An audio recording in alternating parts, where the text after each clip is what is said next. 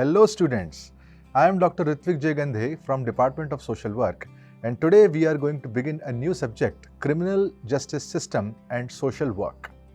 Now this is a new elective that the department is offering, and I welcome you all to the very first lecture of this particular course. In this lecture we are going to cover the concept of social deviance and important theories pertaining to it. So let us begin. What is the concept of social deviance? Now, what is deviance per se? If you see the concept of deviance, deviance is actually aberration. It is actually moving away from a defined path. And who defines the path? Sometimes customs, sometimes tradition. What has been happening?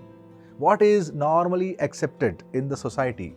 That is considered as a regular practice. But when someone, a group or a community moves a bit away from that regular practice, that movement is known as deviance. So you see, deviance has been defined as, deviance is a violation of norms that typically elicits a response from someone. So if a deviance is not strong enough in order to catch the attention of others, it may not be considered as a social deviance, but it has to be strong enough. So basically, if we try to really look at the one-liner definitions or the very concept of deviance, we can see that it's a violation of norms. Now, what is norms? That's a very important concept. We should, as a sociologist, because it's the first topic, it's the domain of sociology. Here, we are going to understand things from the sociological perspective. Norms is an acceptable behavior. So what has been established as a norm in society, so that is considered something which is generally acceptable. So it may not be a rule, but it may be a norm. So it means that there is nothing written about it that it has to be done, a particular thing has to be done that way. But if the norm says that way, so then it should be done because that's how it is generally acceptable. So that is norm. Another way of understanding social deviance is, you see, for a person, we can say one who does not conform to the norm. Again, if you or a group or a community does not conform to the traditional custom or practice, that is again going out of the norm, that is called deviance. So behaving in a unique way and ignoring what has been happening. Abnormal, aberration, if you go to the dictionary meaning of the deviance, you will find some of the terms like abnormal, aberration, anomaly, weird, irregular, or even unnatural. Certain things which are known as unnatural can also sometimes be known as a deviant matters. Now, here is the general perspective. So friends, this is general perspectives. Okay, just I am noting for here, general perspective. We are not that much concerned with the general perspective, although we should understand, we should develop an understanding regarding this. But our main purpose is to understand sociologically what is social deviance. So sociologically speaking, sociologists have actually attracted or actually incorporated another moderator into this particular definition, which moderates the whole concept, and that is known as power and authority. Because from sociological point of view, they define that any behavior or any act or any situation or any practice can or cannot be considered or can be determined or cannot be determined as a normal, regular or deviant unless and until we are very sure of who is involved with this. So the person or group, how powerful are they? If they are powerful, then probably things may differ, and these things will be further explained when we discuss the theories of social deviance. For example, if you see the Emil Durkheim, a very noted sociologist, one of the very noted sociologists, he once told that deviant behavior is something which is away from the regular behavior, and social deviance is something which is very different from what traditionally happens in society. But if you do it repeatedly, if you do it again and over again, then basically this has a potential to become a norm. So they were all the sociologists were very comfortable with explaining social deviance, because sociologists believe that deviance is also a kind of a normal thing, because if you repeat the deviation again and over again, that becomes the new normal. Well, all the sociologists by and large, because of their ideological bent, they have been considering social deviation as a normal thing. But this is basically a deviation. So Emil Durkheim talked about extreme deviation when you deviate little more and more to the extreme level, it actually comes back to the normal. Because now the deviation becomes the normal thing. Anyway, moving on. Perspectives on deviance. So what are the different perspectives on deviance? There are three major perspectives. First is absolute perspective, second is normative perspective, and third is reactive perspective. So students, what is a perspective first of all? Perspective is how you perceive, is a way of looking at things. So if you talk about the social deviance, when someone will be considered, or when some act will be considered as a deviant act, or when someone will consider certain practice as a deviant practice, or something which is socially deviant. So there are three possible views to look at it.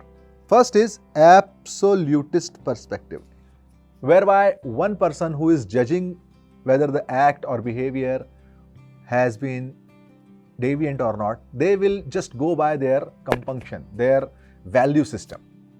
They will consider absolutely whether it is right or wrong. So when the judgment is based on right or wrong, I consider this as a completely wrong, or I consider this as a completely right, then this kind of situation, this is known as absolutist perspective, because absolutely one is clear in judging whether a particular thing is socially deviant or not. So that is one perspective of social deviance. Another perspective is normative perspective, where the judge or someone who is judging the social deviance will just go by the norm. They will say, okay, this is nothing morally right or wrong, I don't have any moral judgment, but this has been happening this way, so you should have just followed the norm or the practice which has been happening. So they will judge the situation by the norms. This is acceptable, this is not acceptable, normally this happens, therefore since it is not normal, it is out of the norm, it is called social deviance. So that will be one way of judging. Another way of judging normative, social deviance, which is known as normative perspective. The third one is reactive perspective. So reactive perspective actually talk about that you react. And how do you react? You react based on laws. Just very reactive perspective. It's very absolute. It's not absolute at all. It's very neutral. It's very normal, and it's very calm and composed kind of an reaction to any social deviation, whereby the judge who is judging the social deviation will say that, okay, this is just against the law. This is not as per the rule, and therefore since it is against the rule, it is deviant. So there are three ways to determine, there are three perspectives to determine social deviation. That is, one is absolutist, that absolutely you go by your moral values, judgments, beliefs, things like that. So that shows that, okay, you go by the very nature of the act. You say this is wrong, therefore this is deviant behavior. The other one is you say that it's just out of the norm, therefore it is deviant. And the third way is you say you are not very much moved by anything, but you say that, okay, this is because of out of the rule, therefore it is. Otherwise you have no problem. So these are the three perspectives. Now, after having discussed so much of concept of social deviance, now let us come to the theories. Now students, I am going to explain important theories, which are three. So one is functionalist, the other one is conflict theories, and the third group is symbolic interactionist. So symbolic interactionist, as you are aware, this is a view, this is an approach in sociology. The theory name is labeling theory. So let us discuss the first one, functionalist theories. So functionalist theories is a group of theories. The most important one among them is strain theory. Strain theory says that what is a theory, students? A theory is something which explains why something happens, why a social phenomenon actually takes place. So obviously, social deviance theories are the explanations which are going to explain why this particular phenomenon of social deviance is taking place. So why it is taking place? Strain theory says that because of strain it happens. It means, for example, there is a common goal of making money for all the people. Say for example, if you are belonging to a workforce of say productive economic age between 25 years to 45 years or 55 years, you are expected to make money in society. That's a social norm. But all are not having equal opportunity to make money. So there is an unequal access to resources, and there is a equal amount of expectation from all. So whenever there is a mismatch with the resources available and the targets that society has for you, then there is obviously a situation of strain, and everybody responds to this strain in a very different manner. Okay? Everybody responds to this strain in a different manner. How do you respond to this strain? That has been defined in this particular strain theory, and the strain theory itself says that because of this mismatch and because of this strain, there is a room and there is a scope for social deviance. Now, Robert Merton is someone who has actually propounded this theory, and he has said that there are 5 ways of adaptation. What is this adaptation? Everybody is having the strain, and everybody has its own way to cope up with the strain. So there are 5 ways to adapt with this situation. And the Robert Merton has given these 5 ways as conformity, innovation, ritualism, retreatism, and rebellion. So this is a very beautiful explanation, very simple and easy to understand, and it has a logic also. Say, he has said that first group is confirmatory group. It means there is no deviance at all. There is a set goals, set expectations from society, and these people are very much aware of the goals that they have, that the expectations of the society, and they respond to those goals by the resources available. So they say that they just follow the goals, and they also accept to pursue these goals within the means and norms of the society. So these people are compliant. So these are compliant. This is compliant group. Second one is innovation. Innovation is another way of adaptation, as per the Robert Merton's modes of adaptation, as per the strain theory. What is that? Innovation means when people accept the goals, the targets set by society, but they do not accept the ways and means and norms to achieve those goals. So they try to innovate something. They may involve in the crime, they may involve in some other practices, some bad practices, some treacherous practices, something very shortcut they can take, something like that. So they are not very much normative, not very much rule-bound people, but they will just adopt any means to have their target achieved. That is called innovation. Ritualism is basically people will respond to this situation by saying that, okay, these targets are very high, it's not very easy to match with them, so they will just lower down, they will reset their targets, they will tone down, they will set the lower goals, and then they will, within the norms and means established by society, they will try to achieve those goals. That is called ritualism, kind of a reaction to the situation. Then retreatism basically says that they will reject, they will just retract from what is the situation. They won't accept, neither they will accept the goals, nor they will accept the ways and means to achieve those goals. So they don't accept the pressure of society at all in any situation. That is called retreatism. And the example of this retreatism could be that street people, beggars, the people who have decided not to do anything. Conformity means the general citizens. I mean, you can see the example as a general citizen of a confirmatory example. Innovation means the criminals. Criminals have, for example, digital frauds are happening. These are the people who want to make money by hook or by crook. But they are saying that we will make money, we will become rich, but we will not even bother to, indulge in the treacherous practices in order to become rich. So that is criminal behavior, right? So that is innovation, way of responding to the particular phenomena. Then the ritualism example, you can see that people who are toning down the expectations of others, they are trying to fitting in the given situation, instead of just following the dream and all. They are just moderating the dream. Okay. Retreatism example could be, as I already told you, street people and beggars who have rejected. They don't expect the goals, they don't expect the means to achieve them. The one last way, which is very important, is called rebellion. Rebellion are the people who set new set of goals, who don't accept the pressure of society, they don't accept the goals set by the society, targets by the society. They will set their own targets and they will have their own means to achieve them. So they completely subvert the entire paradigm. They will say we have a new target and we have a fresh set of accepted behavior to achieve that. So that is called rebellion. They come with their own idea, they go by their own idea. That is rebellion. That is rebellion. Conflict theories, the another group of this theory. This is a very simple concept. Conflict theories basically focus on the core sociological thought of focusing issues of power and powerlessness.